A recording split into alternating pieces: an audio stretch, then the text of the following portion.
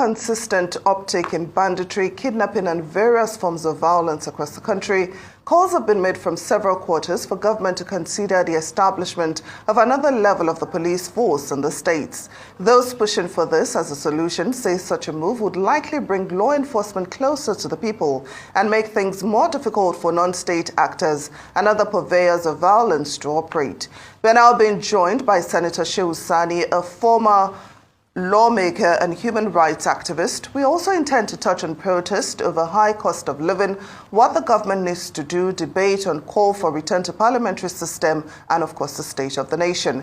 Senator, thank you so much for joining us on Newsday. Thank you for having me.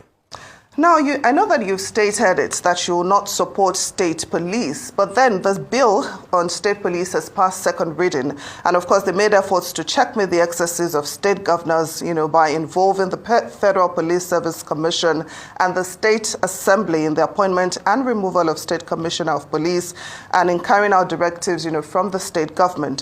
What are your thoughts on this? Are you satisfied with those checks that have been included in the bill? Well, first of all, the idea of having a state police stems from the reality of the security challenges we face as a country and as a people in the last over 1 decade. So those who are advocating for state police believe that if we have a police that is under the control of state governments, and that are local, it means that magically all our security problems will be addressed. But I have an issue with that. That is, first of all, we have a standing army, we have a standing police force, and we have a civil defense. And these are apparatuses of the state that are located in all crannies and corners of this country. If those established organs of the state are unable to address the problem, I don't think that a new force policing a state will solve that problem. That is firstly. Secondly, state governors, as they are in this country, I do not think they have that standing to manage a state police. Most of the states are economically distressed. And secondly, we have seen how the governors have managed the state independence electoral commissions, where in most cases the ruling party win all the states. So the danger of having a state police is that you will have a police that is going to be an armed wing of a state ruling party that can be used by the state governor at will and without restraint, and that will target political opponents of the governor, and that will also be used by the governor to counter federal police each time you have conflict of interest, and people who are called non-indigenous will not be at rest or at peace or at comfort when you have a police controlled by a state governor. So to me, I think the solutions are very easy. We should equip our armed forces. We should fund our armed forces. We should equip our police and civil defense. If we need to recruit more people, we should do it. But there is need for restraint. Our country, our democracy has not reached such a level to which we will say this country is now fragile. We have seen cases where state governors will defy federal government in a lot of respects. But when they now control a police force that they can purchase arms and give, what becomes of the country?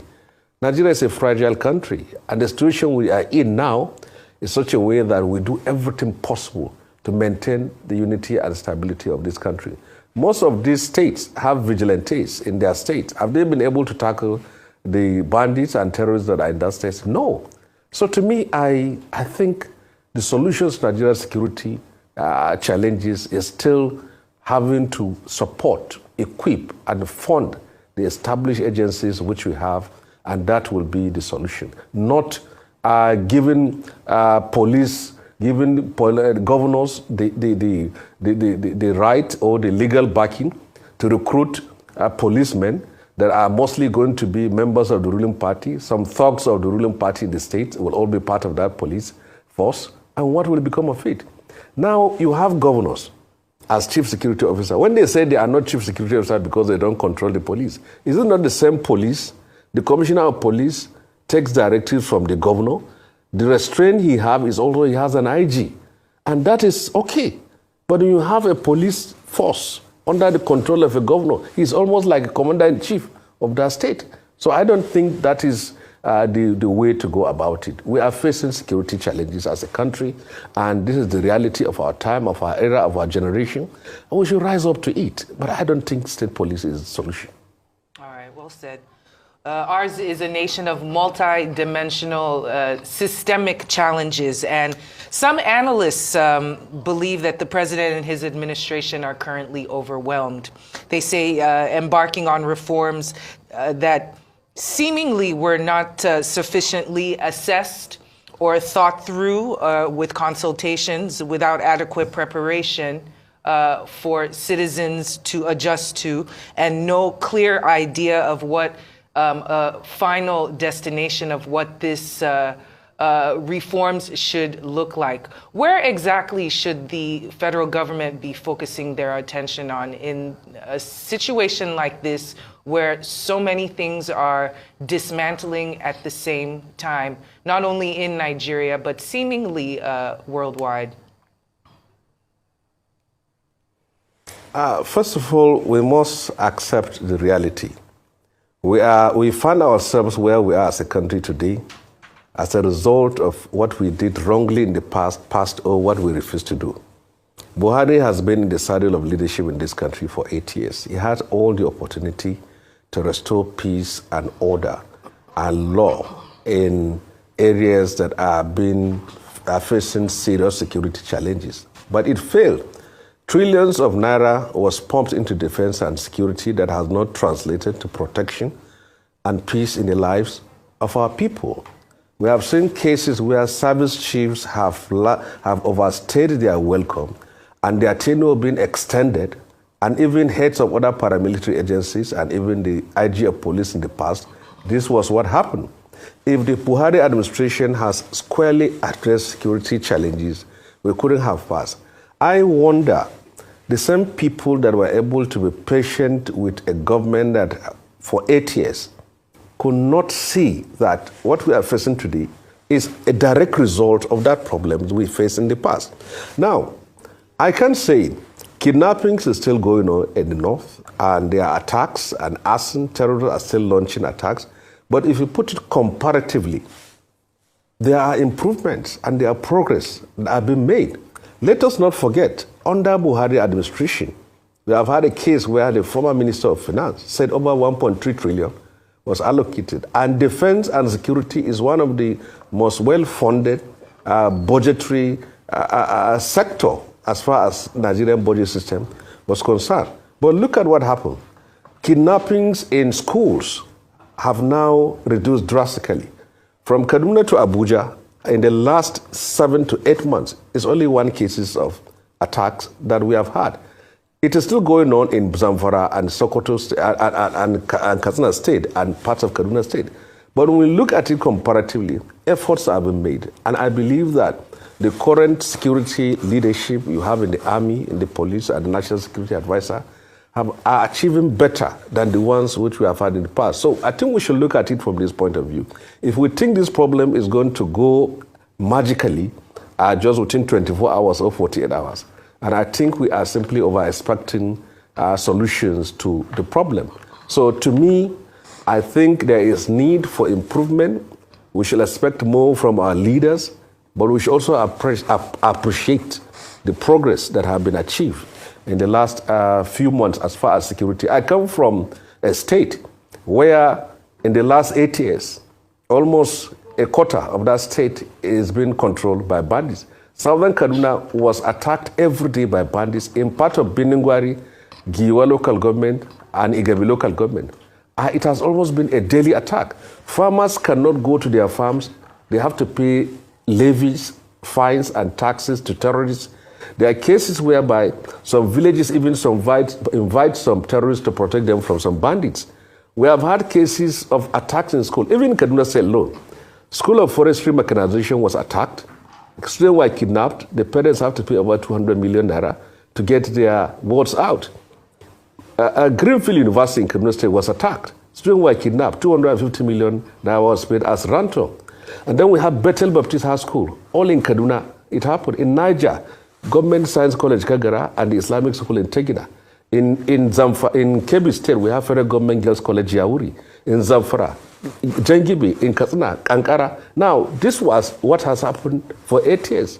But last few months ago, we have not had schools being attacked. So there should be some level of appreciation while calling for more. And I don't think the issue of state police will actually address the problem. Most governors, when they are in power, they want state police. But by the time they are out of power, they find themselves at the mercy of those who are incumbent. Now they change their views. So we should be very careful. We can address our security challenges. This is a nation of 200 million people. If you put together all the bandits and terrorists in Nigeria, there are no more than 30 to 40,000. We should believe in ourselves that we will overcome this, we will fight this, and the nation will emerge stronger. This is not the only country in the world that has started facing problems of terrorism. Pakistan has faced terrorism for decades and is still fighting. Algeria has faced the same thing. Most of the countries in the Sahel, the Burkina Faso, Mali, Niger Republic, are all facing the same challenges. So we are not alone. But we should find solutions to this problem without necessarily getting into ourselves a situation where the nation will disintegrate. Now, thank you very much for that, Senator SHEHU Sani. Another issue being debated at the moment is the move by lawmakers to end the current presidential system and revert to the parliamentary system. What are your thoughts on this? Well, you see, whatever system that will make this country better, I think is the best. We have tried parliamentary system as a nation, and it failed, and then we say the best is a democratic system. And now, we are now going back to a parliamentary system. You see, the problem is not the system, it's ourselves. If you are talking of a parliamentary system, it's working in Canada, it's working in Australia, it's working in Britain, and it's working in Kenya. If you are talking of presidential system, it's working in the United States, it's working in Brazil, it's working in Argentina. If you are talking even a monarchy, it's working in Spain, it's working in Netherlands, it's working in Saudi Arabia, Qatar, and Kuwait. So the problem is not the system per se, it's ourselves. Maybe when we move forward, we practice this, we say now it's not, we want to go back. So I don't know if going back to parliamentary system will address the problem. But what I know is that whatever system we pick, if we will ensure that democracy is being ruled according to the rules of the game, free, credible election, respect for fundamental human rights, good governance, we will make progress. So it's not about parliamentary, but we need to accept this fact that Nigeria's democracy is very expensive. We don't need a bicameral legislature, the Senate and the House of Reps. The difference between the Senate and House of Reps, first thing is that we do the same job. The difference is that the Senate now confirms political appointees that are sent by the president, but almost everything is the same. We can look at that to cut costs. We can cut costs of governance in a lot of respect. Do we need 36 states? Do we need 36 state House of Assembly?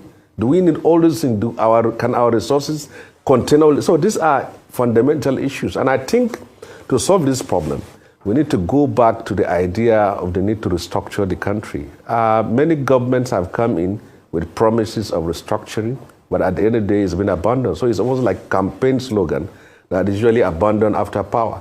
So I think it's not simply about parliamentary, but we can restructure our country, restructure our democracy in order to make things better and things that can work. Always great to have you on our program here on Arise News, Newsday. Senator SHEHU Sani, thank you for joining us.